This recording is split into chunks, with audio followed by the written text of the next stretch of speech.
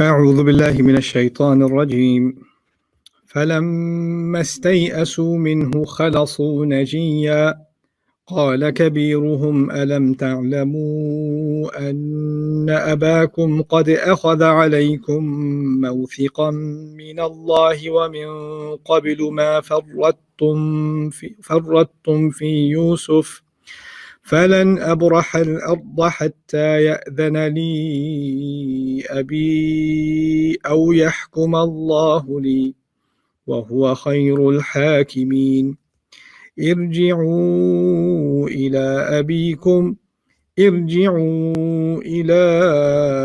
أبيكم فقولوا يا أبانا إن ابنك سرق وما شهدنا إلا بما علمنا وما كنا للغيب حافظين واسأل القرية التي كنا فيها والعير التي أقبلنا فيها وإنا لصادقون رب اشرح لي صدري ويسر لي أمري واحلل عقدة من لساني يفقهوا قولي فالحمد لله والصلاة والسلام على رسول الله وعلى آله وصحبه أجمعين أما بعد. Once again everyone, assalamu alaikum wa rahmatullahi ta'ala wa barakatuh. It's a bit of a tall order today, but again, I'm not going to put too much pressure on myself and be in a rush to finish. We'll do what we can. But the ambitious goal today is to try to cover lessons from ayahs number 80, 81, and 82. Now the conversation with Yusuf alayhi salam is done. He's insisting that he's going to keep Binyamin with him. And this ayah that we're about to get into has lots of components. It's a long ayah. If you're looking at the text in front of you, then you can see that. So what I'm going to do is kind of translate it piece by piece and move the story along instead of giving you the overall translation first.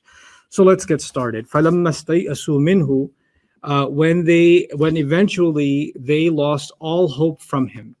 So lamma in Arabic, which is what I'm translating here, is when. I shifted the translation to eventually when, because lamma actually suggests tarahi. And the fa adds even more to that, meaning they tried convincing Yusuf alayhi salam one way or the other. Please, we beg you, sir, anything, any way you can get us to let Binyamin go. And he just wouldn't budge. And eventually they gave up all hope eventually. Now, ya'isu means they gave up hope. Istay'asu, the form that's used is the istif'al pattern. And istif'al, one of its benefits is mubalagha, which means they absolutely, utterly lost hope. It was 100%. It's like, he said no, but maybe he'll change his mind in an hour or two. Or maybe if we come back tomorrow, we beg him again. Looked like he wasn't totally saying no. There's sometimes you kind of like, somebody's saying no, but it's not an emphatic, absolutely not at all. But istay'asu means they had absolutely no hope left that Yusuf is going to budge from his position, alayhi salam. Incidentally, that reminds me of the previous ayah in number 79. There were three observations about the same phrase, the beginning phrase that I didn't make, and I'd like to share those with you real quick. When Yusuf alayhi salam said ma'adh Allah, that he clings to Allah. The first important thing to note is he is the highest government official in a non-Muslim society. So he's in this presidential or prime minister type position, sitting in that chair. Everybody around him pretty much is non-Muslim. And here he is invoking Allah's name in public office, in a place, in an environment where nobody believes in his religion. In fact, his previous declaration from prison was, I have left the religion of a people that don't believe in Allah and they are in denial about the afterlife. So that's the fact of the Egyptian society at the time, right? And yet he is calling on Allah, and it's as if he is introducing people around him to Allah without directly giving them da'wah, but the way in which he carries himself. That's the first observation, that he had no hesitation invoking Allah's name.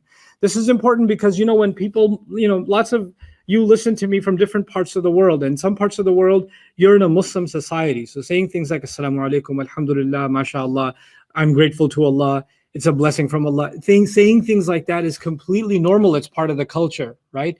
But then you are in an environment, maybe you're in an office, or you're in a university setting, or you're in a corporate setting in a non-Muslim country.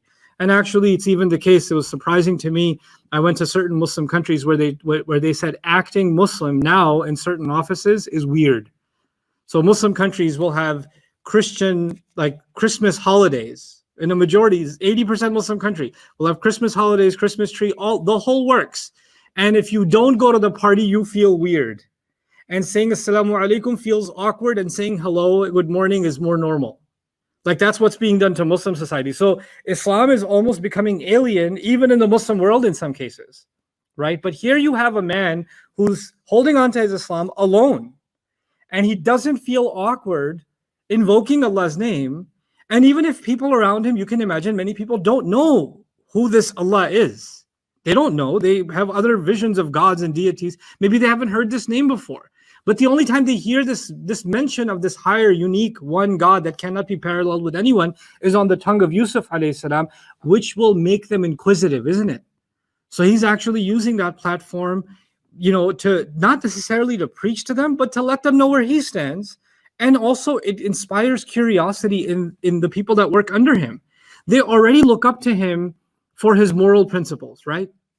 For his character, from prison and onwards. The king is impressed. The prisoners are impressed. Society is impressed. And he's even saying, don't you see I always, fulfill the load? Don't you see that I'm always fair? Everybody's convinced of his fairness, right? And now he takes the opportunity to say, where does my fairness come from? Where does my sense of justice and my sense of doing the right thing every time, what's the source of it? What's the fuel behind it? And in the phrase ma'adallah, he invokes on Allah. So that's one important observation. Another important observation here is by saying ma'adallah, he's saying, I wouldn't do something wrong. Like remember he said, if we did that, we would be wrongdoers, right? What that tells us is he's actually, and Yusuf alayhi salam wouldn't just say that to win an argument. When he speaks genuinely. He is a Siddiq. He is absolutely truthful, which means even though he's tricking them, this is entirely endorsed by Allah, and he has no questions in his conscience about, here I am tricking these guys, and yet I'm invoking Allah's name. There's a contradiction. In his mind and his heart, there's no contradiction.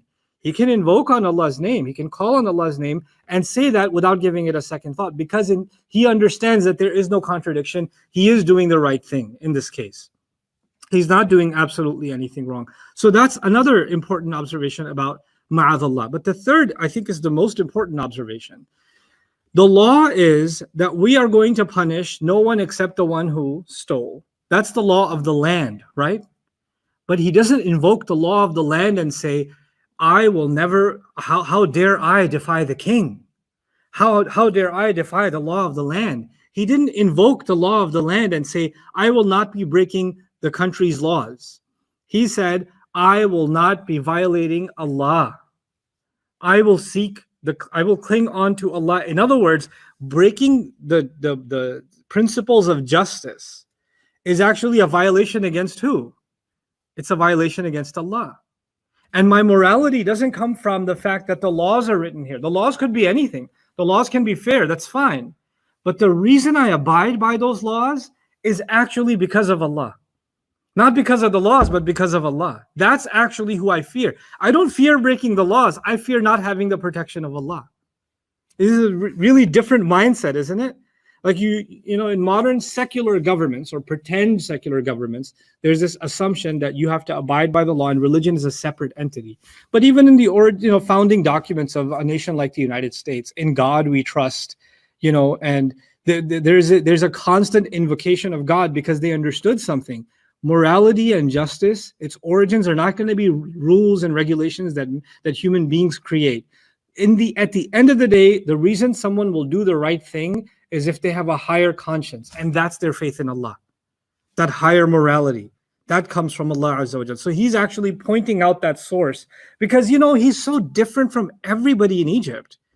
And he's in this most prominent position. He's already sticking out because he's so prominent. And on top of that, by character, he's so different. Well, what makes him so different must be a very common question.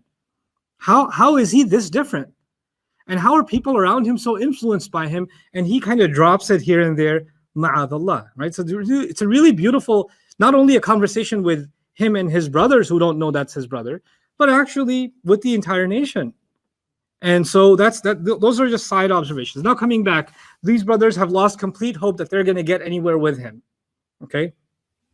Khalasu najiya. So when they lost complete hope from him after lots of trying, khalasu means they went into solitude.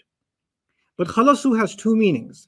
Khalasu could mean they went somewhere where they could be alone, right? So they're off the streets, or they're out in an alley somewhere, or they got themselves a room in some shady hotel or something, and got in a corner so they could sit and talk and regroup. Basically, what are we going to do now? And they can't talk openly about it. Now, why cannot they talk openly about it? You remember previously they had kind of become celebrities. They had been known, and even Father was saying, come in from different doors, right? Word had spread about them. Now the wrong kind of word has spread about them. The news about them is one of them is a thief. And we don't know who else is in on it. Maybe they were in on it, they just didn't get caught. And they let one of theirs get arrested. So now instead of having a good reputation in Egypt, they have a horrible reputation in Egypt. And if they're seen standing somewhere having a conversation, everybody wants to hear, and what else are they scheming? What else are they planning to do? So they're kind of, it's the opposite of what happened before. Now you imagine they used to walk around with pride, usba, we are a band, everybody else should get intimidated from us, who's going to mess with us? And now there they are going into hiding to find a safe place where they can talk to each other, how the tables have turned. And then there's the word, so, and the other meaning of khalasa, so khalasu is either they went, one meaning is they went alone somewhere, right? They're by themselves. The other meaning of khalasa is that they comes from takhallus, they freed themselves from every other concern. This was the only thing on their mind. This is all they're going to talk about. They've left every other idea. We came for food. We came to get, fulfill the load for our families. All of those subjects have disappeared. This is the only item on the agenda. And this is what they need to discuss. And then the word that comes after that is najiya, which is secret counsel, right? Surah Al-Mujadala actually has an entire section on just najwa, on secret counsel, on people meeting with each other privately, right? And it could be different kinds of it. إِذَا تَنَاجَيْتُمْ فَلَا تَتَنَاجَوْا بِالْإِثْمِ وَالْعُدْوَانِ وَتَنَاجَوْا بِالْبِرِّ وَالتَّقْوَى. Allah says when you're going to meet secretly, don't meet to do sinful things. And have secret meetings to do good and to increase each other in taqwa, and to be more conscious of Allah. So, and in the same surah, Allah says, إِنَّمَا النَّجْوَى مِنَ الشَّيْطَانِ. That secret meetings are actually from the shaitan. What that tells you is secret meetings in and of themselves have more potential of being harmful than beneficial. And so when you do have, usually you say something is beneficial, something is innocent until proven harmful or proven guilty. Something is harmless until you add something harmful to it, right? But secret meetings in the Quran's definition are reverse engineered. Secret meetings are by default harmful, unless you go out of your way to make sure that they are harmless. It's flipped. And that's something I've talked about in detail in Surah Al-Mujadala and the principles behind, najwa. But anyway, the word najiya here, again, two meanings. Najiya could be a masdar, which means an infinitive noun. What that means for the rest of you in human is they got together alone for the purpose of a secret meeting. A secret meeting. So to have a council among each other that nobody else will hear about. We need to discuss this somewhere we can talk and nobody hears. Fine. Najiya can also be an ism representing them. So naji can also be hum naji. For example, we say in the Quran, we read idh hum najwa. When they were making secret counsel. The word najwa actually can represent people too. And najiyan can represent people too. So hum najiyun means they're all sitting together discussing secretly. So for the purpose of it, and as they were sitting there discussing, so the reason they wanted to be alone is to have this exclusive conversation. Now, obviously, when they're having a secret conversation, that means they're saying things that can't be said out loud. Or that if people hear, they say, what are you saying? Right? They're not saying something innocent. They're not saying something so politically correct. And you remember there's different brothers and they all have different ideas. Remember the last time we saw a najwa from them? When we saw khalasu najiya, before the Quran said khalasu najiya, when they were by themselves, they said, Dad loves him more. He's lost and confused. We should kill him. Those are not the kinds of things you want anybody else hearing, right? So they're having this conversation. We don't know all of that conversation. But what Allah does is He tells us the last part of this conversation. He says, قَالَ كَبِيرُهُمْ. Their big one said, the big one among them said. Now, what does that mean, the big one among them? One way of thinking about the big one among them is the eldest brother said, right? But the word kabir in the Quran, like in Surah Al-Ahzab, قَالُوا رَبَّنَا إِنَّا أَطَعْنَا سَادَتَنَا وَكُبَرَاءَنَا فَأَضَلُّونَ السَّبِيلَ. On Judgment Day, people are going to come to Allah and say, oh Allah, we followed our leaders and our big ones. We followed our leaders and our what? Big ones. So they made us lose the path. That's what people are going to say on Judgment Day. Now, why am I citing that ayah from Surah Al-Ahzab about Judgment Day? Because it uses big ones, right? Now, what does that mean in the literary sense in the Quran and in ancient Arabic? One of the meanings of kabir, we saw already, is someone who deserves respect. Isn't that what they call their father? Inna lahu aban shaykhan kabiran? Someone who deserves respect. But kabir also means someone who commands authority, someone who's listened to, someone who's responsible. In fact, Ibrahim alayhi salam broke all the idols and he left the axe or the baseball bat, whatever it was, in the palm of the biggest idol. And then he said, ask the big one, ask the kabir, right? Because he's responsible for all of your livelihoods. He's responsible for the skies and the earth, according to you. He's responsible for all the mini action figure gods you guys have. So, and if he's responsible for all of you, he should be definitely responsible for the temple, right? So ask him. That's what he said. So the word kabir was used for someone who is held responsible. Now, what does that teach us?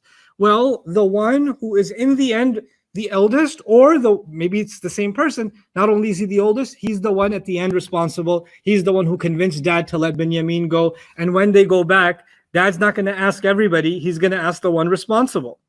Weren't you the one who took him?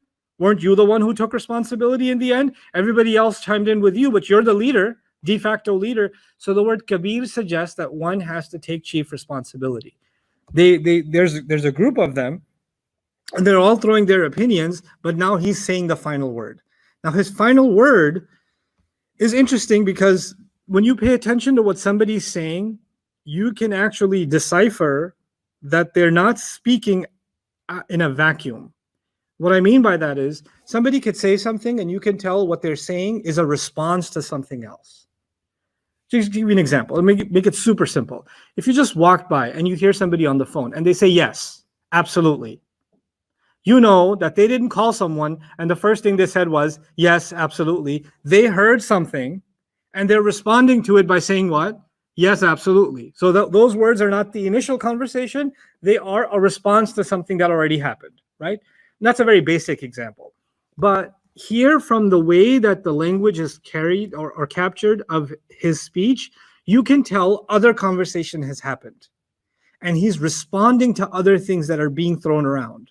So let's first hear what he says and then decipher what could be thrown around before it, okay? So he says, قَالَ كَبِيرُهُمْ, the big one among them said, أَلَمْ تَعْلَمُوا أَنَّ أَبَاكُمْ قَدْ أَخَذَ عَلَيْكُمْ مَوْثِقًا مِّنَ اللَّهِ. Don't you already know, haven't you already known that your father has already taken a covenant, a sacred promise from Allah, meaning invoking Allah. وَمِن قَبْلُ مَا فَرَّطْتُمْ فِي يُوسُفَ. Actually, I'll do that part later. Don't you already know that your father has taken a promise invoking Allah from you? You don't know that?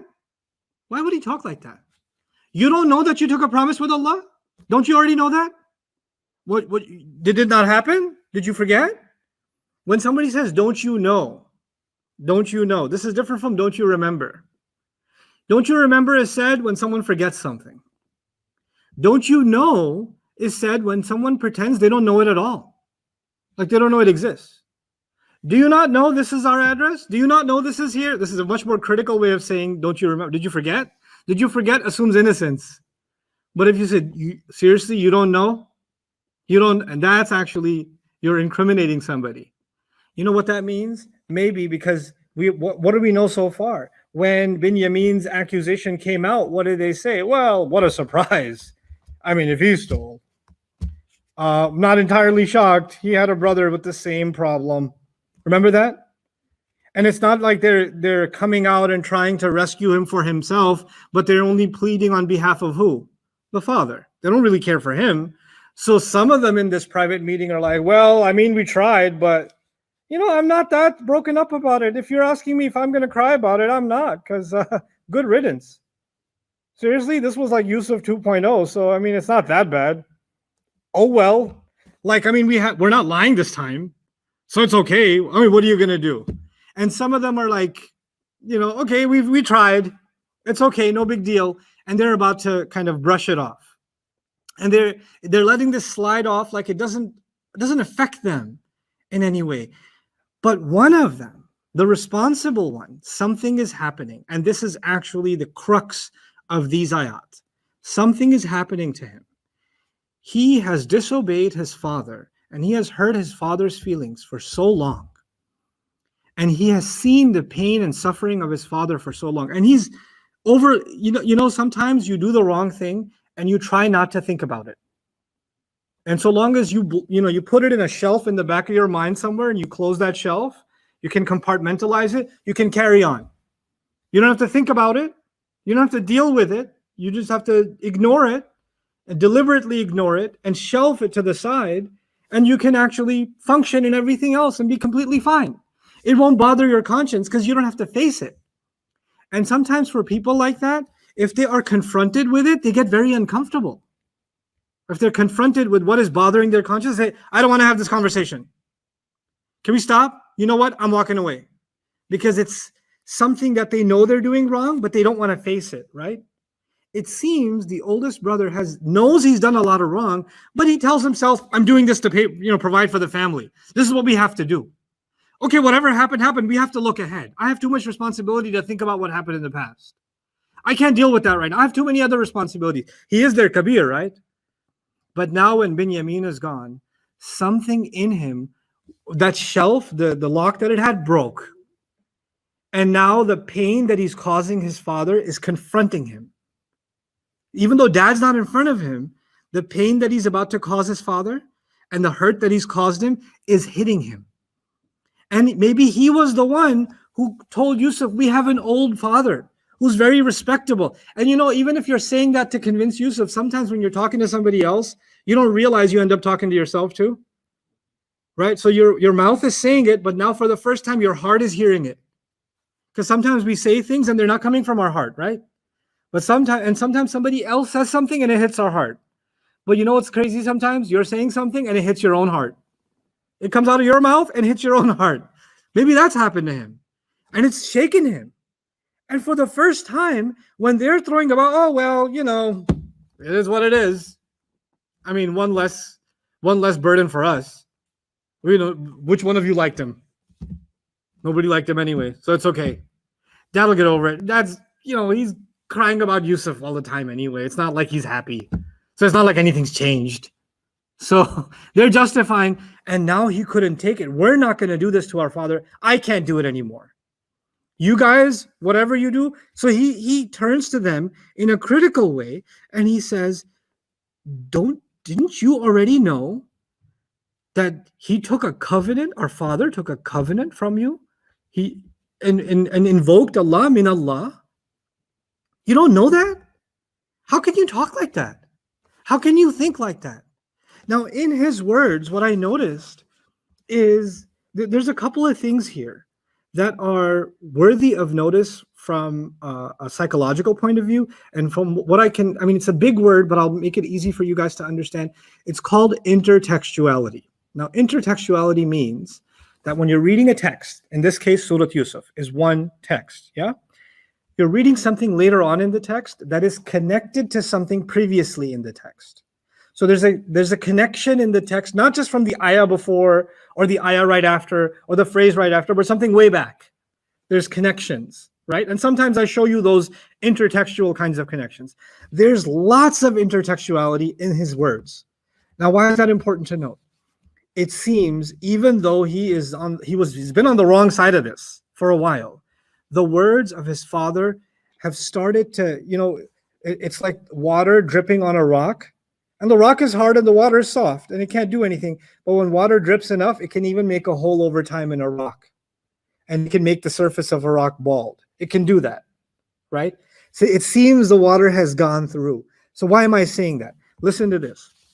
أَلَمْ تَعْلَمُوا أَنَّ أَبَاكُمْ قَدْ أَخَذَ عَلَيْكُمْ مَوْثِقًا مِّنَ اللَّهِ. Haven't you known that your father already took a covenant from you from Allah? مَوْثِقًا مِّنَ اللَّهِ. مَوْثِقًا مِّنَ اللَّهِ.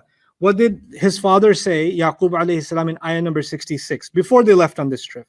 لَنْ أُرْسِلَهُ مَعَكُمْ. I will not send him with you حَتَّى تُؤْتُونَ مَوْثِقًا مِّنَ اللَّهِ.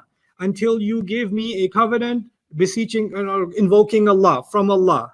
Same exact phrasing echoed by the father is now being echoed by the son. He's saying the words that he heard the father say. They're still ringing in his head, and now he's making his brother's ears ring with those words. Mawthiqan min Allah. He's repeating those words. And then he says, فَلَمَّا أَعْطَهُ مَوْثِقٌ قَالَ اللَّهُ عَلَى مَا نَقُولُ وَكِيلٌ.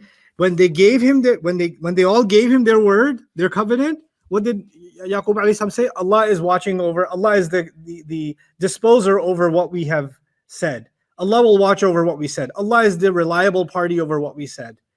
Do you not realize you invoked Allah and you made this promise with your father? Have you just forgotten? And by the way, there's two things that have happened here. He brought up his concern for dad, and he brought up his concern that we've made a sacred promise that sources back to Allah. So there's an emotional reconnection with father that we're noticing now in this older brother, but we're also noticing there's a spiritual awakening. He's connecting back to Allah. He didn't just say, Dad made us promise. He repeated that promise was guaranteed, and he made us take this promise seriously because he invoked Allah in that promise. Mawthiqan min Allah. But he doesn't stop there.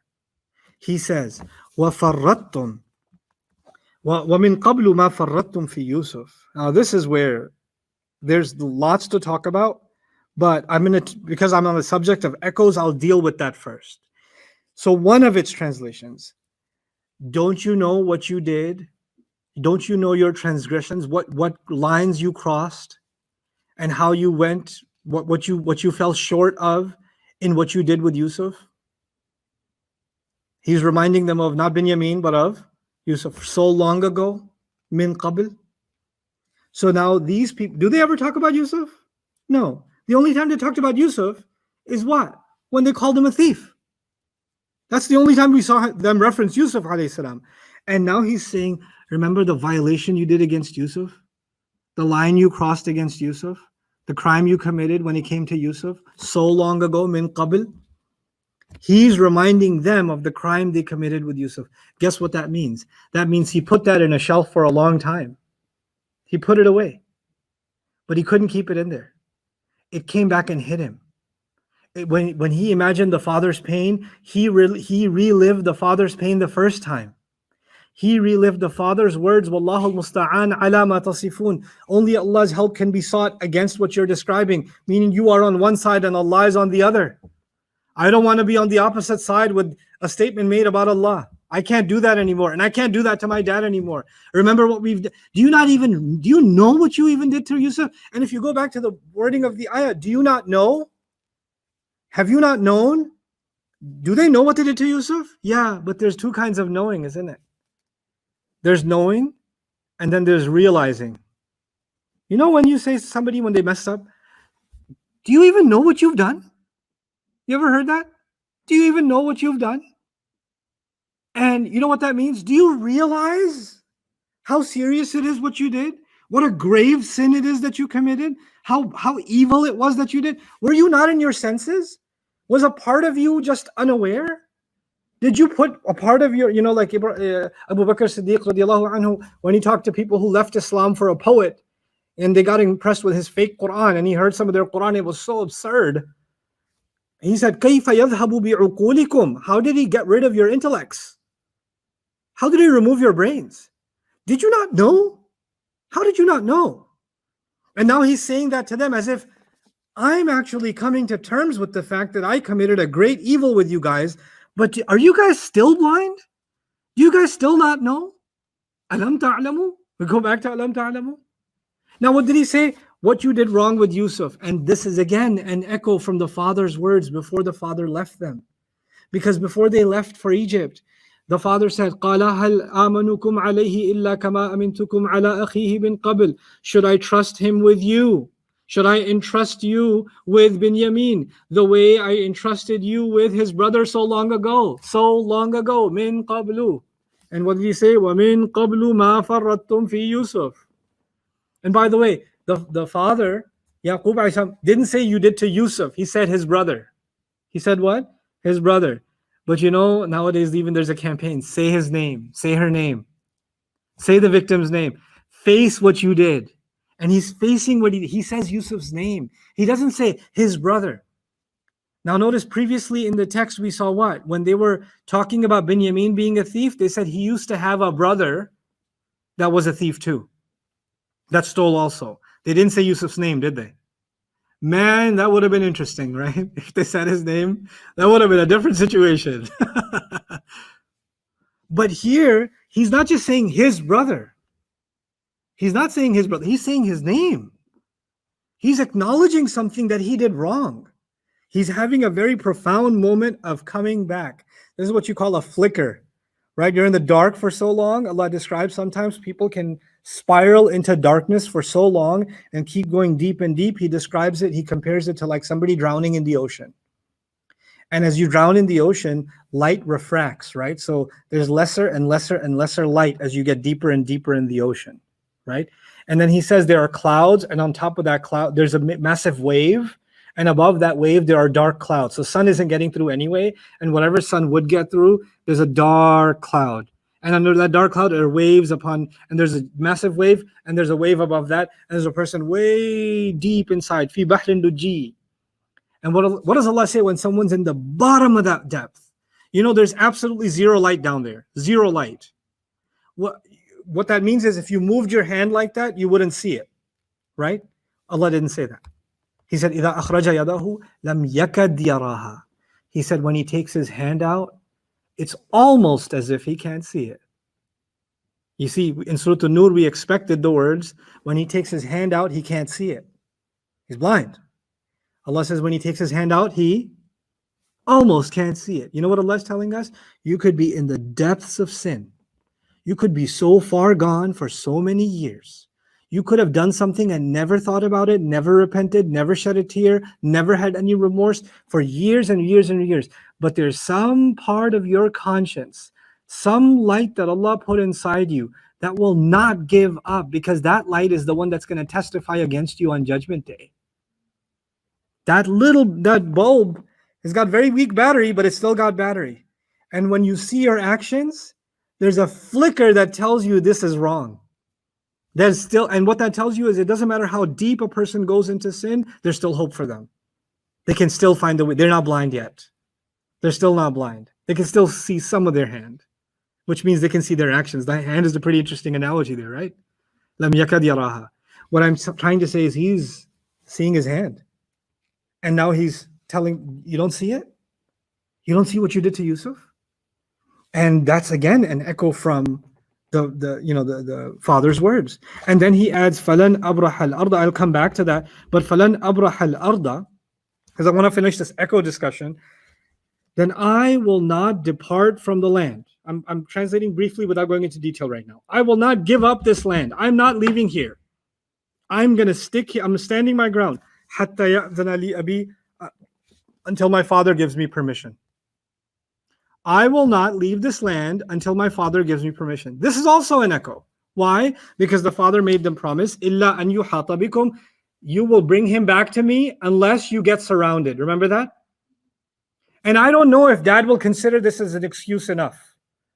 And so if I can't justify this and dad doesn't say it's okay for you to come home, I'm not even coming home because I consider myself breaking the violation. I'm scared that I'm violating that covenant I made with my father. The thing is, this time, it would be okay for him to go back, wouldn't it? It would be okay for him to go back because he didn't break the rule. The rule was if you get surrounded, you can't do anything. Were they surrounded by the authorities? Yeah. So he didn't break the rule that the father set. But now when the conscience has woken up, you're even thinking twice if you're doing the right thing. You want to be on the side of caution, even if you're technically okay. I just want to make double sure, triple sure that I'm okay.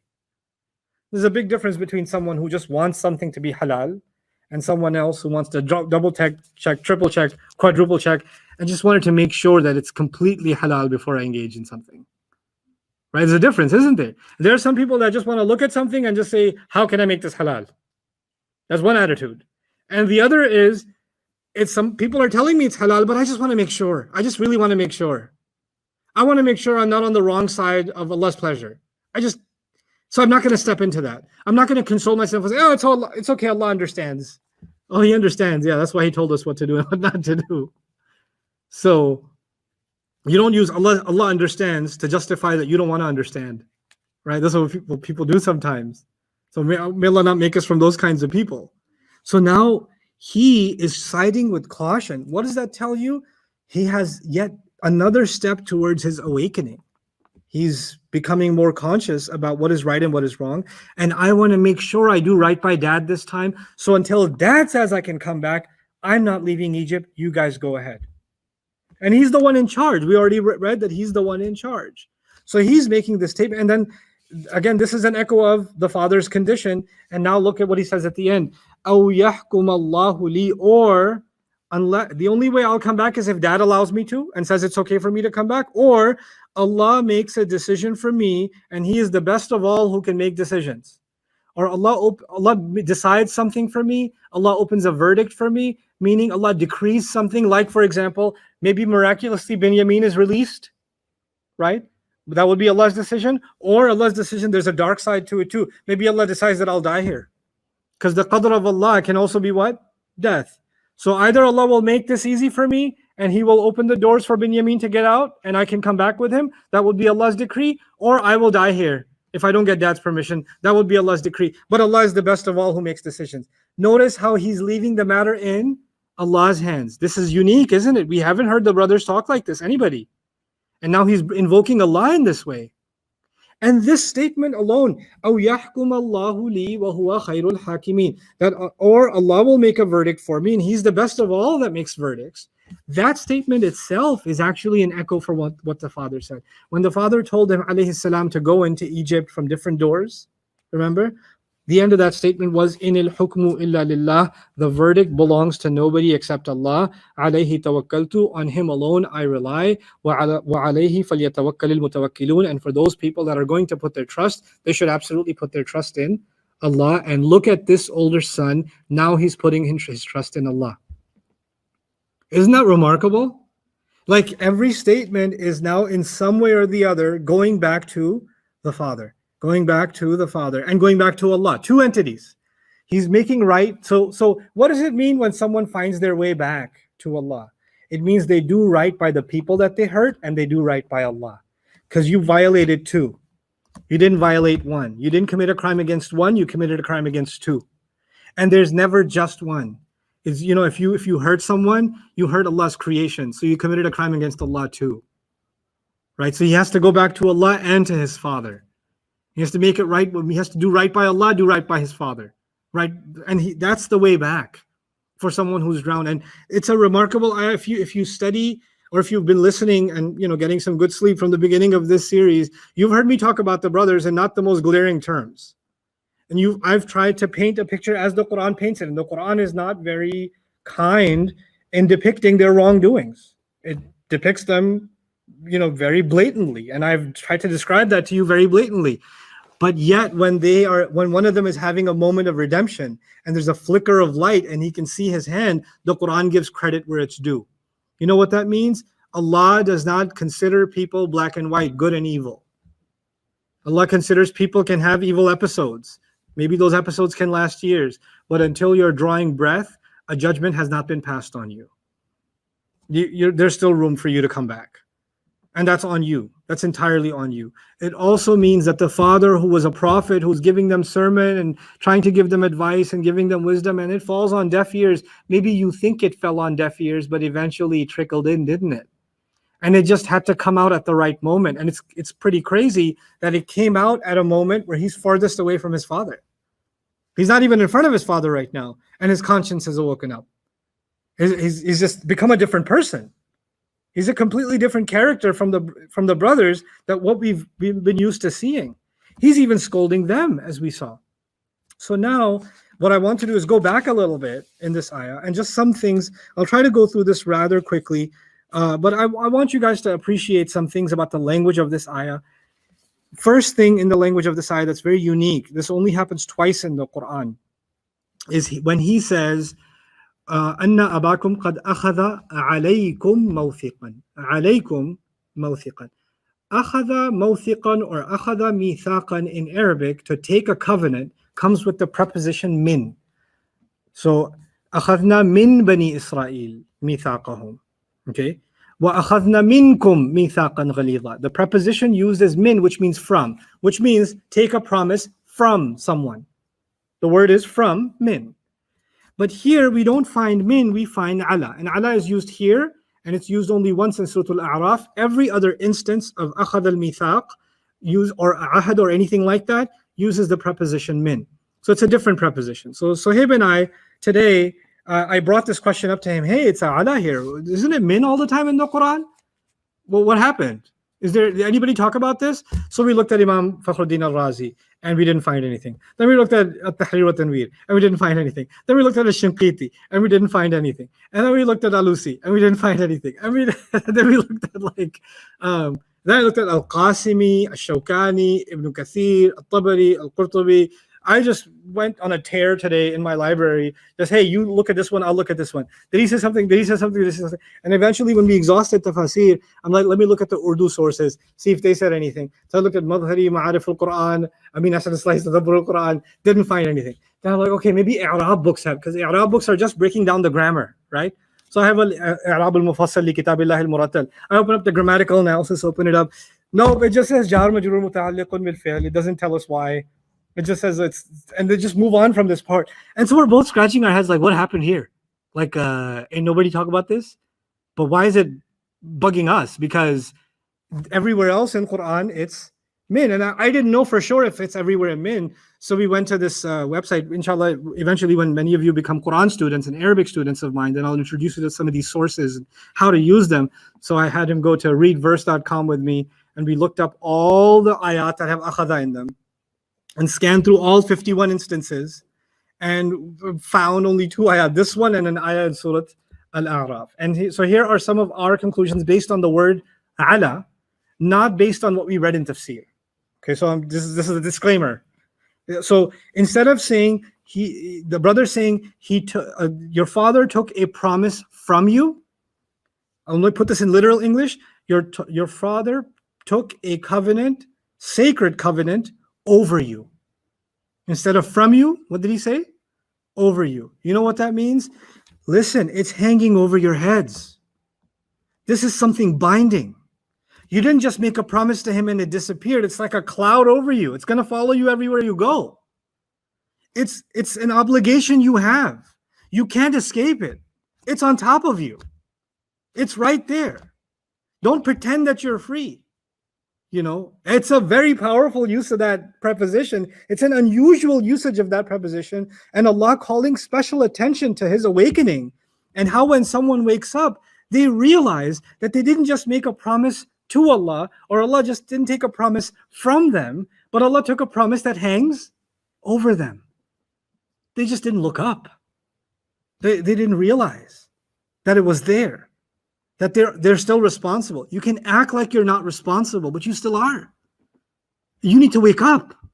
So that's inside the word ala. The other remarkable thing is long discussions about وَمِن قَبْلُ مَا فَرَّطْتُمْ فِي يُوسُف. Now I'm going to make you feel only a little bit bad, and I'll translate easily, but I will make you feel a little bit bad at least about not starting your Arabic studies yet. You don't have to be an expert, but you got to start. There's no excuse for not starting.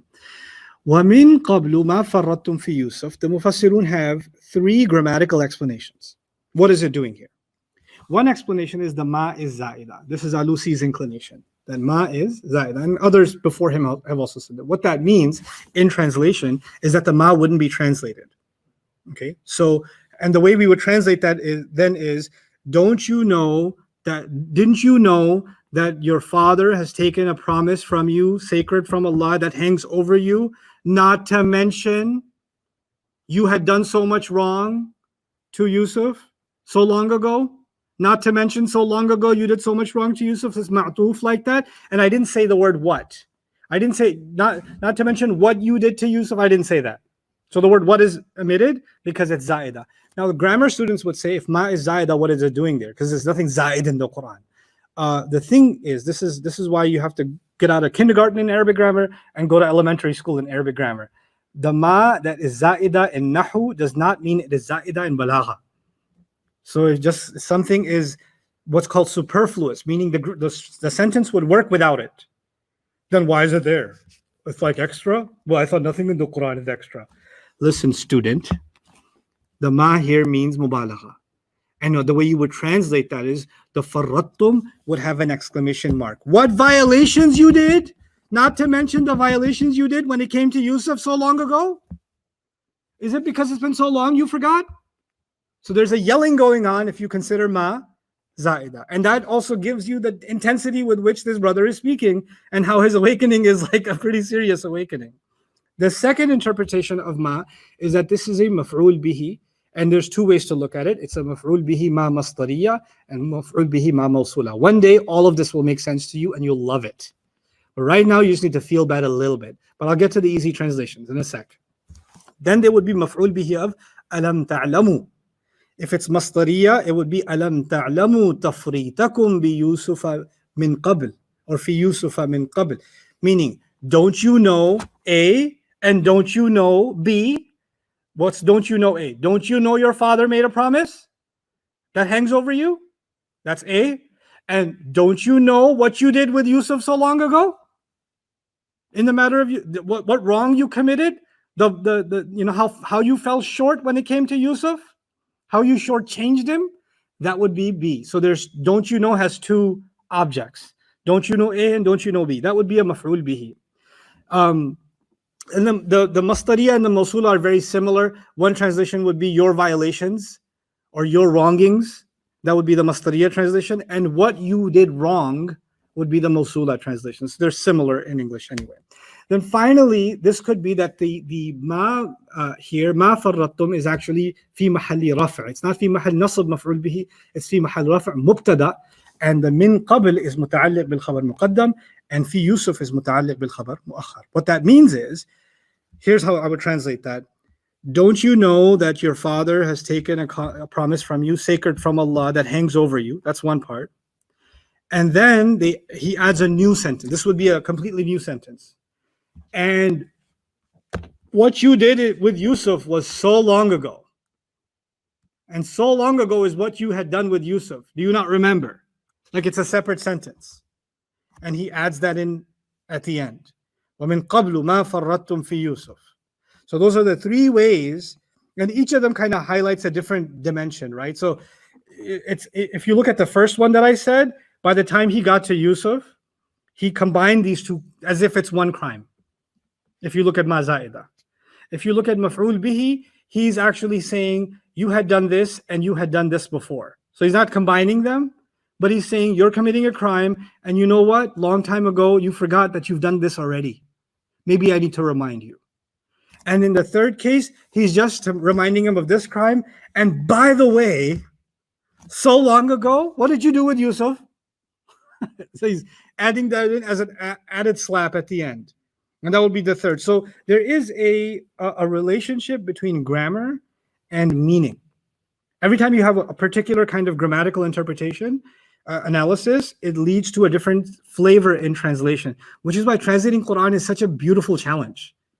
A translator has to pick one. Like Allah is saying many things in one, and you have to pick one, and you have to be honest about the fact that you had to let other things go.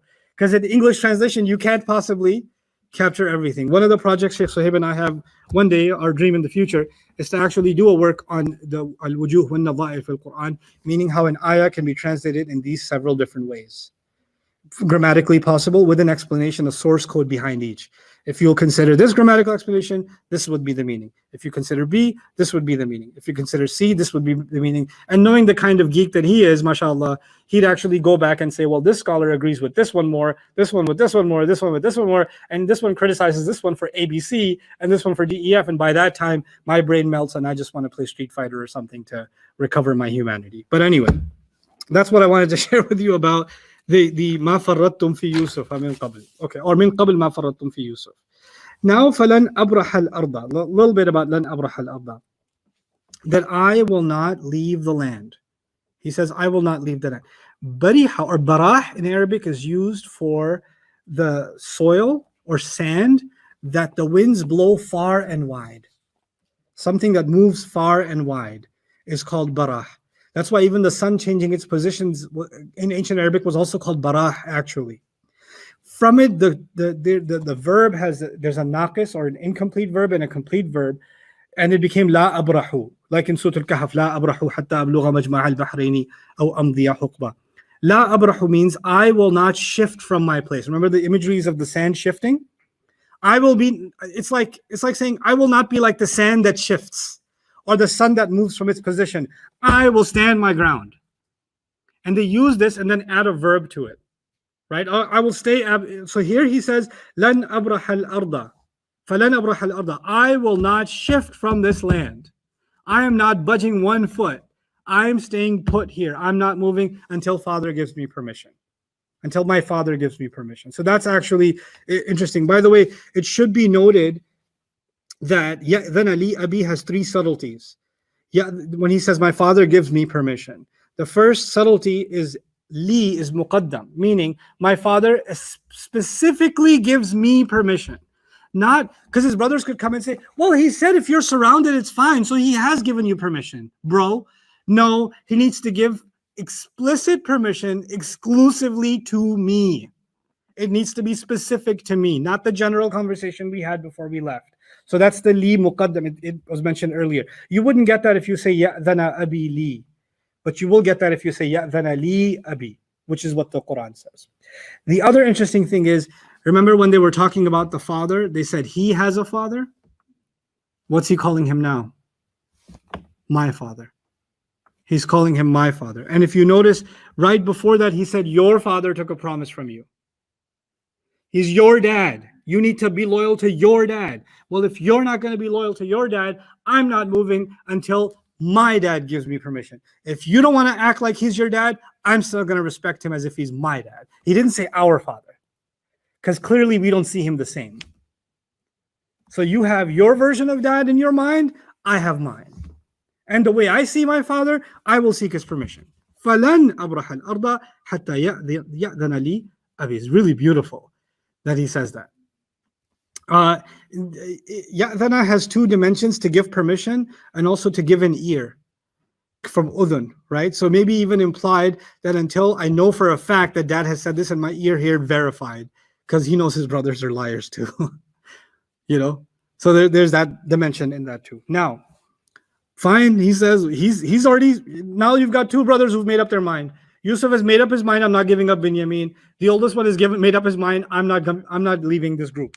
I'm not leaving this land until whatever happens. I've explained that to you. Now, it's almost as if they say, well, what do you want us to do? You're not going to leave. What are we going to do? So now he gives them instructions in 81. Irji'u ila abikum. Go back to your father. He just said my father, and now he's going back to what? Your father. Go back to your father has 2 dimensions. Physically go back to your father and make things right. Go back to your dad. When you say go back to someone, also means make things right with them. So go back to him and be honest with him this time. There's the beginning of the story. We saw that they went back to dad and lied, remember? So go back to dad and be honest this time. So go back to dad and say this. Irji'u ila abikum faqulu, then say, Ya abana inna ibnaka saraqi. Our father, there's no doubt about it, your son has stolen. Your son has stolen. It's interesting, they don't say, go back and say, our brother has stolen, or Binyamin has stolen. It's your son has stolen, meaning this is not our fault. He did this. The thing came out of his bag. This is why there's no doubt about it, he's stolen. Okay, so when they say this, now, even though there's flickers of light and he's having redemption, we're not going to paint him entirely as black or entirely as white. There's a gray. So here he's still throwing his brother under the bus, yes or no? Go back and tell him your son, your beloved son that you love so much and trust so much and never wanted to let go. Well, he got out and the first thing he did is he stole. Inna ibnaka saraq, without a doubt. So present this as a fact. Now, وَمَا شَهِدْنَا إِلَّا بِمَا عَلِمْنَا, and we can't testify. We're not testifying to anything except what we know. Okay, or we're not bearing witness to anything except that what we know. Now, what does that mean? All we know is the cup was found in his bag. All we know is everybody saw it. All we're testifying to you is what we saw, what we came to know. We don't know anymore. How did the cup end up there? When was it put there? When did he steal it? Did he steal? We don't know any of that. By the way, even in those words, we're only testifying. We're not testifying to anything except what we've come to know. Isn't there some doubt in those words? So first they came out and said, what? No doubt your son has stolen. But now they're saying, but what? I mean, that's all we saw. We can only tell you what we know from what we saw. That's all we could say. So they're as sure as they are, they're also not sure. They can't, because the father didn't buy it. Because the oldest son is saying, when you go tell father, there's no doubt about it, your son has stolen, I can tell you he's not going to believe you. And when he doesn't believe you, you need to say, we can only testify to what we came to know. Here's the facts. Here's what we know. مَا عَلِمْنَا. Now, وَمَا كُنَّا لِلْغَيْبِ حَافِظِينَ. And we are not guardians over the unseen. By the way, there's a subtle pun that may or may not be intended by the text. Allahu a'lam. But you know how they said, well, if he stole, we kind of knew it. So we're only testifying to something we kind of already knew he was going to do anyway. He's from the thief side of the family. So there's a little bit of a dig maybe involved in, ma shahidna illa ma alimna. But then they say, وَمَا كُنَّا لِلْغَيْبِ حَافِظِينَ. We couldn't possibly be guarding something that is in the unseen. Well, what does that mean? We can't possibly guard what is in the unseen or be guardians of the unseen. Well, one thing it means is we didn't know he was going to steal. So how are we supposed to guard against that? We guarded him against thieves and robbers and whatever else, but we didn't know he was going to be a thief himself. How could we have known? That was completely unknown to us. It was ghaib to us.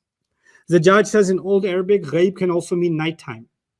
We can't guard what happens at nighttime. Maybe he stole at nighttime when we were all asleep. How are we supposed to watch over that? So that's another interpretation of وَمَا كُنَّا لِلْغَيْبِ حَافِظِينَ. Then, our brother wasn't always under our watch. Yusuf had taken him with him, and we didn't have access to him because he was with Yusuf. I remember when they were in private and they had this conversation, and they're in the ghaib from that, they're in the unseen from that because they don't have access to those quarters and those special authorized rooms. So what happened there? How can we safeguard something we had no access to? There's no way we could have done that. And it's interesting that they say the word hafidhin because they come back and they're actually responding to what they said earlier. This is important now. When they were taking Binyamin, they said, وَإِنَّا لَهُ لَحَافِظُونَ. We will be guardians over him. We will be what? Guardians over him. And then when the dad insisted no, they said, نَحْفَظُ أَخَانَا. We will guard our brother. And now they're using the same word guard. When you go back to that and say, we can't guard what we can't see. I mean, how do you expect us to guard that? That's not our fault. So we're not to blame here. وَاسْأَلِ الْقَرْيَةِ. Dad, ask the town. Because I would venture to say that ayah number 82 could be the brothers talking to father. But it could also be, you remember in ayah number 81, the ayah says, tell father this. Tell father, quote. And the quote is continuing. So the quote could be continuing until the end of 82, or it's just 81, and in 82 they're now talking to dad. There's a switch of scene happening. I'll explain that to you guys tomorrow, inshallah. But anyway, was'al al-qarya, ask the town, which means was'al ahl al-qarya, ask the people of the town. When you say ask the city, what does that mean in any language? Ask the city means what? Ask the people of the city. What others say, they were being dramatic in their language. Ask the walls, ask the streets. They will testify that we're telling the truth. Ask the trees, And then what is the town? It's Egypt, according to most mufassirun. Ask all of Egypt. Ask the city in which we were. Okay, fine. Ask anybody in the city. Okay, you don't have access to the city. How are you going to go back all the way to Egypt and ask? You know what? And even ask anybody in the caravan among whom we came back and among whom we turned around when the cops said, hey, you're thieves, and we all turned around. It wasn't just us. It was like a couple of hundred people. You can pick any one of them and ask what happened. Because remember, they were part of a larger caravan. Al-'ira allati aqbalna fiha. Aqbalna fiha could be a duality. One, the caravan that turned back when the cops called us out. They were all witness. You can pick any of them. And aqbalna fiha could be, you can ask the caravan that just came back with us. Because aqbalna can have both of those meanings. Because it was aqbalu, right? In that ayah, they turned back and faced them. So the caravan that has come back, was actually witness to that event too. You can go ask any of them. Why are they adding that? Because we know that our testimony is probably not enough for you. And the brother's smart enough to know when you go back to dad, you need to let him know that we realize that we don't exactly earn your trust. So we're letting you know this is what happened. But if you don't believe us, you can ask the town. You can ask anybody in the city. This is known news now. And you can ask anybody who came in that caravan. This is them. This is, the older brother letting them know, listen, you have no credibility with dad. Tell him what happened, but also tell him the credibility to your statements will not come from you. It's okay. You can find whatever witnesses because we are telling the truth. And look at the final words, and we'll end with that. وَإِنَّا لَصَادِقُونَ. And there's no doubt about it. We're telling the truth. We're absolutely telling the truth. Why is this important, guys? Because so many years ago, they came back with a shirt with blood on it. And they said, you're not going to believe us. وَلَوْ كُنَّا صَادِقِينَ. Even if we'd been telling the truth, you wouldn't believe us. And now they say, and we're definitely telling the truth. As if they're saying, but this time we're telling the truth. Which is kind of incriminating about the last time, isn't it? You know what, Dad? We're actually telling the truth this time. وَإِنَّا لَصَادِقُونَ. Go tell Dad all of this. This is now what the brother has told them. They're going to come all the way back to Egypt or to Canaan, and then they're going to have this conversation with Yaqub alayhi salam, and inshallah we'll pick up from where this carries on. Actually, tomorrow I'm not going to talk to you guys about the next ayah. Tomorrow we'll have a session on this portion of the story as talked about in the Bible. So we'll finish that portion inshallah and then reconvene on Monday with tafsir of the rest of the ayat. Barakallahu li wa lakum fil Qur'an al-Hakim wa nafa'ani wa iyyakum bil ayati wa dhikr al-Hakim. And I know I promised you guys a session on the evil eye. It's coming, maybe Thursday, inshallah. Assalamu alaikum wa rahmatullah.